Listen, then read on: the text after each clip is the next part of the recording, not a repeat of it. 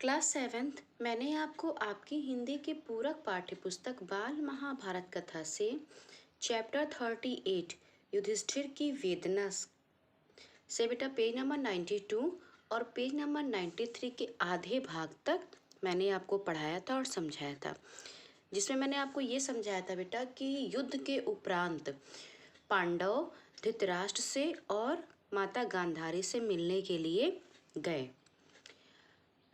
धृतराष्ट्र ने भी उन्हें आशीर्वाद दिया और गांधारी ने भी उन्हें आशीर्वाद दिया।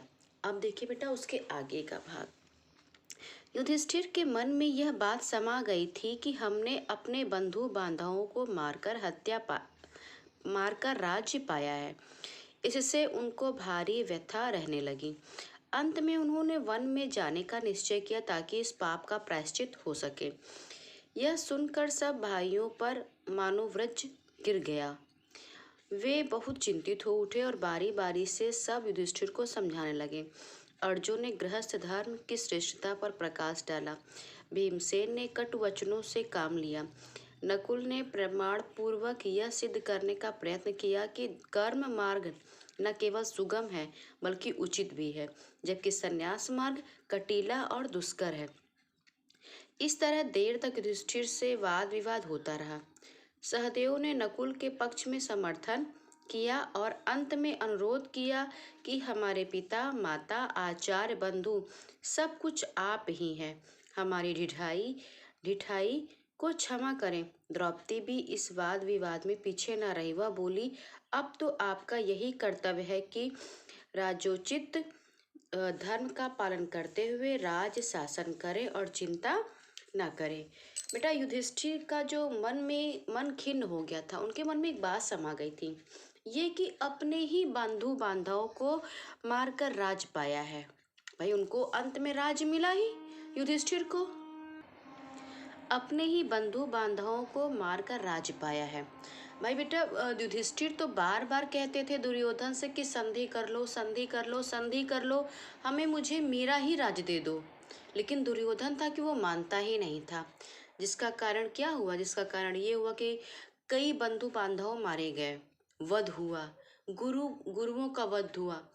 तो अब युधिष्ठिर का जो मन था, मन में एक बात समा गई कि अपने ही बंधु बांधव को मारकर मैंने ये राज्य प्राप्त किया है, तो अब मैं पाप का प्रायश्चित करूंगा और करने के लिए मैं वन जाऊंगा। जैसे युधिष्ठिर ने ये बात कही बेटा, सारे पांडव मतलब सारे भाई, उनके 4 भाई और द्रौपदी उन्हें समझाने लगे कि ये उचित नहीं है, ये रास्ता सही नहीं है और अब आपका यही कर्तव्य है कि राजोचित धर्म का पालन कीजिए तथा राज्य शासन करें और चिंता किसी भी प्रकार की ना करें।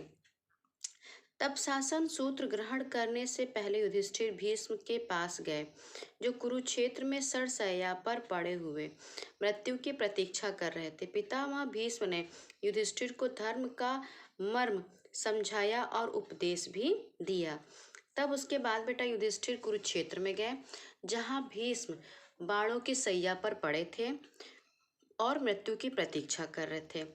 भीष्म ने युधिष्ठिर को धर्म का मर्म समझाया और साथ ही बेटा उपदेश भी दिया। धृतराष्ट्र भी युधिष्ठिर के, आइए बेटा पेज नंबर 94 पर पास आकर सांत्वना देते हुए बोले, बेटा तुम्हें इस तरह शोक विह्वल नहीं होना चाहिए। दुर्योधन ने जो मूर्खताएं की थी उनको सही समझकर मैंने धोखा खाया। इस कारण मेरे 100 के 100 पुत्र उसी भांति कवलित हो गए, जैसे सपने में मिला हुआ धन नींद खुलने पर लुप्त हो जाता है। अब तुम ही मेरे पुत्र हो, इस कारण तुम्हें दुखी नहीं होना चाहिए। भीष्म ने उन्हें समझाया और कहा कि शोक से व्याकुल ना हो। दुर्योधन ने जो मूर्खताएं की थी उनको सही समझकर मैंने भी धोखा खाया है, तो इस कारण तुम्हें दुखी होना नहीं होना चाहिए। अब है बेटा पार्ट 39, पांडवों का धृतराष्ट्र के प्रति व्यवहार। कौरवों पर विजय पा लेने के बाद सारे राज्य पर पांडवों का एक छत्र अधिकार हो गया और उन्होंने कर्तव्य समझकर राजकाज संभाल लिया। फिर भी जिस संतोष और सुख की उन्हें आशा थी वह प्राप्त नहीं हुआ।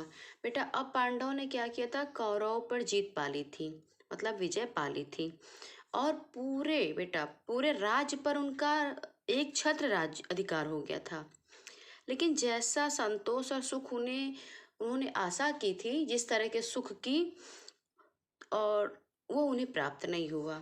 युधिष्ठिर ने अपने भाइयों को आज्ञा दे रखी थी कि पुत्रों के विछोह से दुखी राजा धृतराष्ट्र को किसी भी तरह की व्यथा न पहुंचने पाए। सिवाय भीमसेन के सब पांडव युधिष्ठिर के ही आदेशानुसार व्यवहार करते थे। पांडव वृद्ध धृतराष्ट्र को खूब आदर करते हुए उन्हें हर प्रकार का सुख और सुविधा पहुंचाने का प्रयत्न में लगे रहते थे, जिससे धृतराष्ट्र को अपने पुत्रों का अभाव महसूस ना हो। युधिष्ठिर ने बेटा अपने भाइयों को आज्ञा दी थी कि कुछ भी ऐसा मत करना कि जिससे धृतराष्ट्र को कष्ट हो। तो युधिष्ठिर के आदेशानुसार तो सबने व्यवहार वैसा ही किया, लेकिन भीमसेन ने नहीं किया।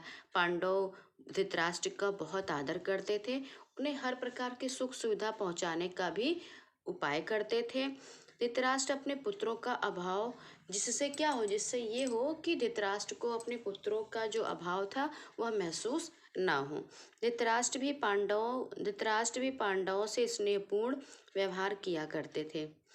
ना तो पांडव उन्हें अप्रिय समझते थे और ना धृतराष्ट्र ही पांडव को अप्रिय समझते थे, परंतु भीमसेन कभी कभी ऐसी बातें कर दिया करता था जिससे धृतराष्ट्र के दिल को चोट पहुंचती।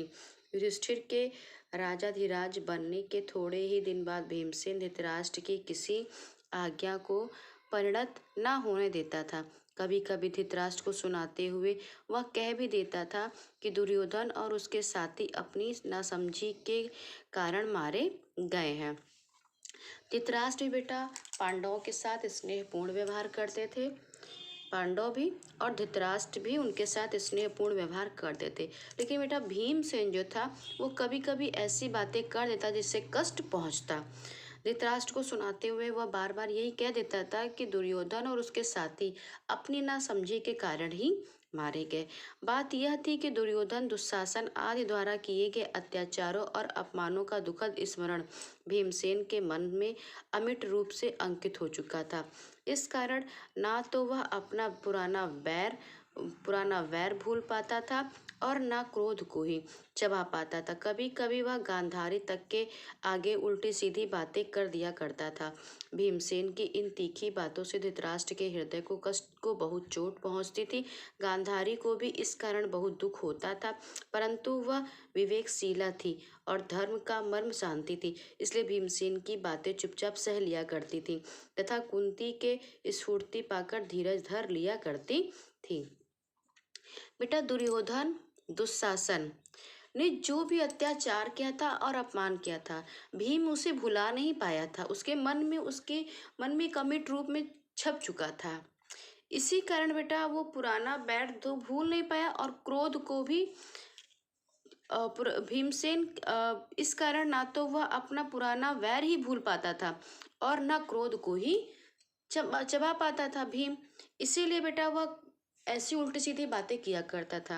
लेकिन चूंकि गांधारी जो थी बेटा धृतराष्ट्र के हृदय को तो चोट पहुंचती थी और गांधारी को भी दुख होता था, लेकिन बेटा जो गांधारी थी वह विवेकशील थी, वह धैर्य रखती थी और इसीलिए बेटा वह चुपचाप सब कुछ सह लिया करती थी।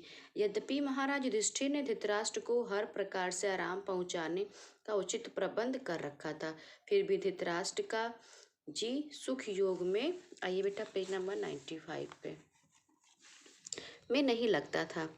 एक तो वह बहुत वृद्ध हो गए थे, फिर भीमसेन की अप्रिय बातों से कभी कभी उनका हृदय खिन्न हो जाता था। धीरे धीरे उनके मन में विराग आ गया। इन बातों में गांधारी भी उनका अनुसरण किया करती थी। बेटा राजा जो थे युधिष्ठिर ने धृतराष्ट्र को आराम पहुंचाने के बेटा सारे प्रबंध किए थे। धृतराष्ट्र का जो हृदय था वो सुख भोग में अब नहीं लग रहा था।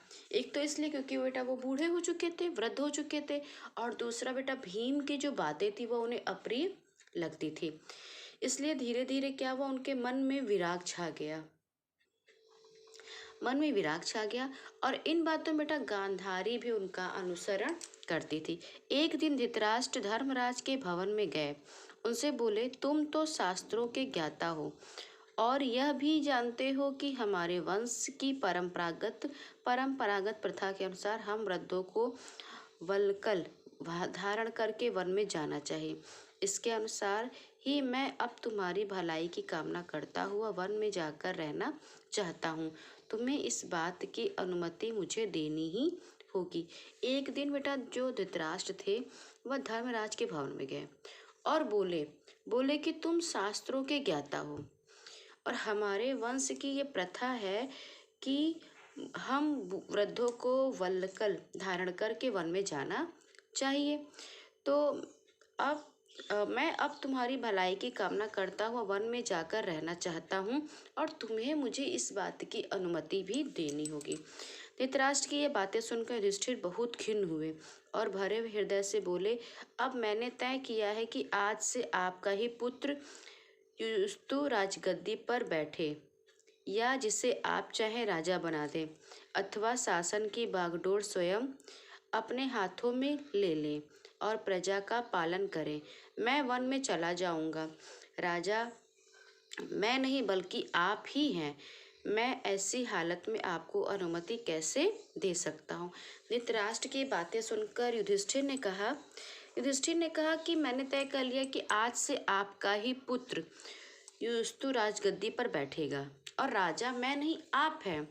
मैं वन में चला जाऊंगा और ऐसी हालत में मैं आपको अनुमति कैसे दे दूं। यह सुनकर धृतराष्ट्र बोले, कुंती पुत्र, मेरे मन में वन में जाकर तपस्या करने की इच्छा बड़ी प्रबल हो रही है। तुम्हारे साथ मैं इतने वर्षों तक सुखपूर्वक रहा और तुम और तुम्हारे भाई सभी मेरी सेवा शुश्रूषा करते रहे। वन में जाने का मेरा ही समय है, तुम्हारा नहीं। इस कारण वन में जाने की अनुमति तुम्हें देने का सवाल ही नहीं उठता। यह अनुमति तो तुमको देनी ही होगी। धृतराष्ट्र ने कहा कि कुंती पुत्र, मेरे मन में वन में जाकर तपस्या करने की इच्छा बहुत प्रबल है। तुम्हारे साथ मैं वर्षों तक सुख से रहा। तुमने बहुत सेवा और तुम्हारे भाई ने बहुत सेवा की। इस कारण वन में जाने की अनुमति तुम्हें देने का सवाल ही नहीं उठता। यह अनुमति तो तुमको देनी ही होगी। यह सुनकर युधिष्ठिर अंजलिबद्ध होकर कांपते हुए खड़े रहे। वह कुछ बोल न सके।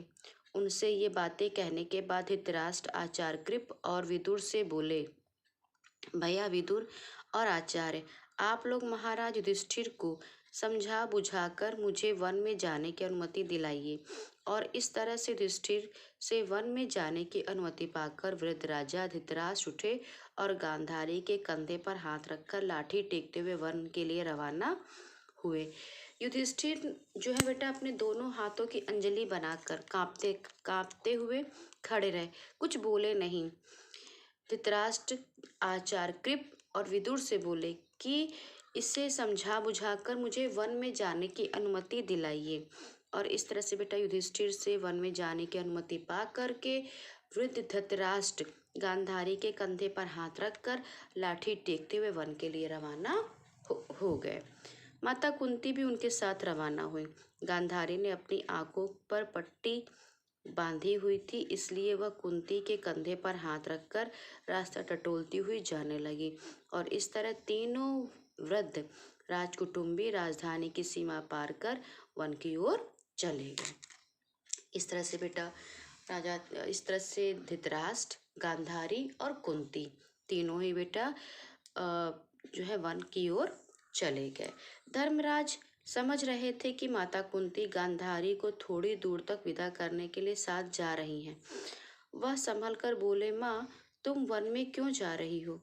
तुम्हारा जाना तो ठीक नहीं है। तुम्हें आशीर्वाद देकर युद्ध के लिए भेजा था, अब तुम ही हमें छोड़कर वन को जाने लगी, यह ठीक नहीं है। इतना कहते कहते युधिष्ठिर का गला भर आया, किंतु उनके आग्रह करने पर भी कुंती अपने निश्चय पर अटल रही।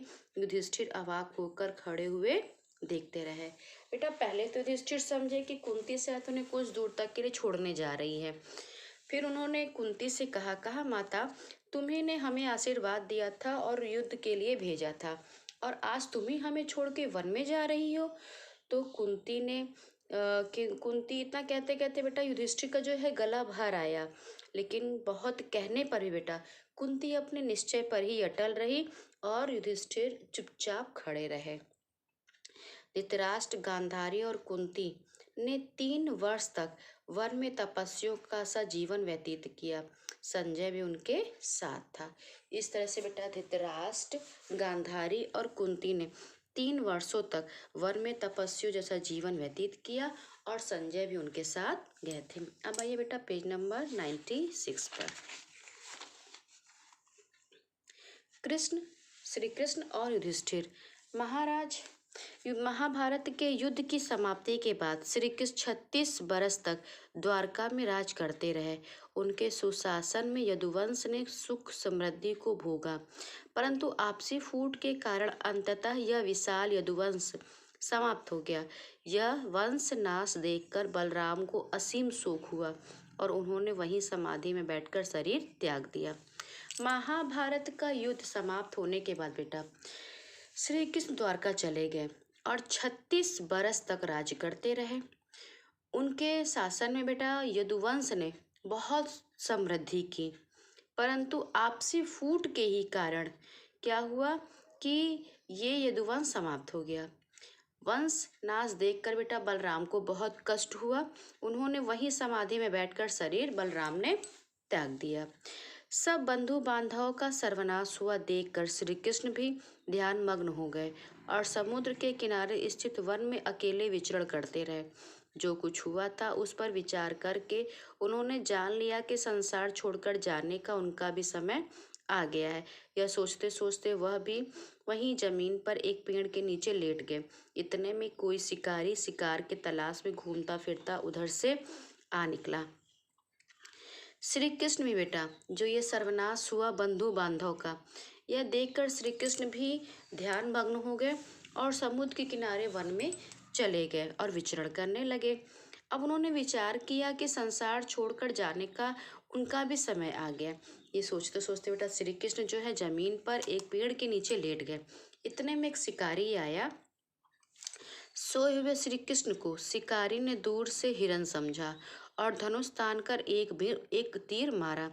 तीर श्री कृष्ण के तलवे को छेदता हुआ शरीर में घुस गया और उनके देहावसान का कारण बन गया। श्री कृष्ण बेटा पेड़ के नीचे सोए थे। शिकारी ने समझा कि ये हिरन है और शिकारी ने एक तीर तानकर मार दिया। श्री कृष्ण के तलुए में तीर जो है वह छेदता हुआ शरीर में घुस गया और श्री कृष्ण के देहावसान का वह कारण बन गया। यह शोकजनक समाचार हस्तिनापुर पहुंचा और पांडवों के मन में सांसारिक जीवन के प्रति विराग छा गया। जीवित रहने की चाह अब उनमें न रही। अभिमन्यु के पुत्र परीक्षित को राजगद्दी पर बैठाकर 5 पांडवों ने द्रौपदी का साथ लेकर तीर्थ यात्रा करने का निश्चय किया। वे हस्तिनापुर से रवाना होकर अनेक पवित्र स्थानों के दर्शन करते हुए अंत में हिमालय की ओर चले गए। इस तरह से बेटा कौरव के सारे पुत्र मारे गए थे कुरुक्षेत्र के युद्ध में। उसके बाद धृतराष्ट्र, गांधारी, कुंती ये भी बेटा वन में चले गए। उसके बाद श्री कृष्ण 36 वर्ष तक उन्होंने शासन किया और राज्य की खूब समृद्धि की। लेकिन यदुवंश की समाप्ति होने के बाद बलराम ने समाधि ली और शरीर त्याग दिया। श्री कृष्ण भी बहुत ही ज़्यादा व्यथित थे, तो उन्होंने भी वो भी जब वन में गए तो शिकारी ने उन्हें हिरन समझ के उनके पैर के तलवे में तीर मारा और उनका भी देहावसान हो गया। जब ये समाचार हस्तिनापुर पहुंचा तो पांडवों के मन में भी सांसारिक जीवन के प्रति विराग छा गया। जीवित रहने की चाह अब नहीं रही, तो उन्होंने क्या किया, अभिमन्यु का पुत्र था परीक्षित, अभिमन्यु और उत्तरा का पुत्र था परीक्षित। उसको राजगद्दी पे बैठा दिया और पांचों पांडवों ने द्रौपदी के साथ बहुत सारी तीर्थ यात्रा की, पवित्र स्थानों पर गए और उसके बाद बेटा वह अंत में हिमालय की ओर चले गए। इधर परीक्षित और उनके वंशजों ने न्यायोचित शासन की परंपरा का निर्वाह करते हुए दीर्घ समय तक राज्य किया। और परीक्षित ने बेटा क्या किया? न्याय के अनुसार शासन किया, परंपरा का निर्वाह किया और दीर्घ समय तक शासन किया। तो क्लास 7 आज बेटा आपका पूरक पाठ्य पुस्तक का जो पाठ्यक्रम था, पाठ 21 से 40 तक, ये समाप्त हो गया। क्लास 7 आपका पोर्शन बेटा बड़ा था, Hindi second, Hindi first, Hindi second, फिर पूरक पाठ्य पुस्तक, इसलिए बेटा समय लगा। लेकिन बेटा आज आपका पोर्शन पूरा हिंदी का जो है वो समाप्त हो गया है। अब बेटा आप रिवीजन प्रारंभ कर दीजिए। क्लास 7 जिस तरह से आपने बेटा पिछले सत्र में, मतलब कि आपने जैसे कि बाल राम कथा पढ़ी थी, उस समय बेटा आपने राम के व्यक्तित्व के बारे में जाना था, न्याय और अन्याय के बारे में जाना था, किस तरह से अन्याय पर जीत हुई थी न्याय की। आपने श्री राम के व्यक्तित्व से बहुत सारी बातें सीखी। उसके बाद बेटा आपने इस क्लास में भारतवर्ष में जो कुरुक्षेत्र के मैदान में जो युद्ध हुआ वो आपने पढ़ा कि किस तरह से धर्म युद्ध हुआ। ये भी दुर्योधन बार बार अन्याय करता था लेकिन अंत में उसका भी सर्वनाश हुआ। अब बेटा अब इसके बाद जब आप अगली कक्षा में जाएंगे तो आप भारत की खोज, अपने देश की खोज के बारे में पढ़ेंगे। इस तरह से क्लास 7 आपको बेटा पिछली कक्षा में राम के व्यक्तित्व के बारे में सीखने को मिला, फिर इस क्लास में आपने महाभारत कथा के बारे में जाना। अब इसके बाद बेटा आप भारत की खोज के बारे में पढ़ेंगे। ये जो बेटा पूरक पुस्तक थी ये आपको बहुत ही अधिक शिक्षा देने वाली थी। और आज बेटा आपका पोर्शन समाप्त हो गया क्लास 7। अब बेटा आप रिवीजन प्रारंभ कर दीजिए। और हाँ, बहुत थोड़े से ही बेटा प्रश्न उत्तर हैं इसके, जो इम्पोर्टेंट प्रश्न थे पाठ 21 से 40 तक के बीच में, वो मैंने एक साथ ही लिख दिया जो इम्पोर्टेंट थे। वैसे तो बेटा कहानी मैंने आपको जितने भी पाठ हैं पाठ 21 से 40 मैंने आपको एक एक पाठ बिल्कुल बेटा अच्छे से समझाया है। आपने अगर मेरी बातों को सुना होगा, समझा होगा, तो बेटा आपको बहुत अच्छे से आएगा। प्रश्न उत्तर को याद नहीं किया जाता है क्लास 7, जो पाठ पढ़ाया जाए उस पाठ को अच्छे से समझा जाता है, चाहे वो हिंदी प्रथम पाठ्य पुस्तक हो, चाहे पूरक पाठ्य पुस्तक हो, या फिर आपका व्याकरण हो, अच्छे से समझा जाता है। जो समझेंगे वही अंकित रहेगा। याद किया हुआ बेटा भूल जाता है, याद किया हुआ निश्चित नहीं रहता है। तो अगर आपने पाठ पढ़ा है, क्योंकि बेटा मैंने आपको सारे पाठ बहुत अच्छे से एक एक लाइन पढ़ के मैंने आपको समझाया है, अगर आपने पढ़ा होगा, समझा होगा, तो आपको बहुत अच्छे से आएगा। इसीलिए बेटा मैंने थोड़े ही प्रश्नों को लिया है जो पाठ 21 से 40 तक के बीच में जो इम्पोर्टेंट मुझे लगा। तो अब आप क्या करेंगे बेटा, आज उन प्रश्नों को भी करेंगे और साथ ही बेटा आप ये जो पाठ 39, 38, 39, 40 है, इसे भी अच्छे से पढ़ेंगे। और ये अंत बेटा आपने समझ लिया कि अंत में क्या हुआ था, अंत में हुआ क्या था, श्री कृष्ण का कैसे देहावसान हुआ, धृतराष्ट्र कहाँ गए, फिर ये पांडव कहाँ गए, फिर अंतिम शासन किसका था, अंतिम शासन परीक्षित का था जो अभिमन्यु और उत्तरा का पुत्र था। तो इस तरह से क्लास 7 आज आपका बेटा पाठ्यक्रम एकदम पूरा हो गया है। अब आप रिवीजन अच्छे से प्रारंभ कर दीजिए।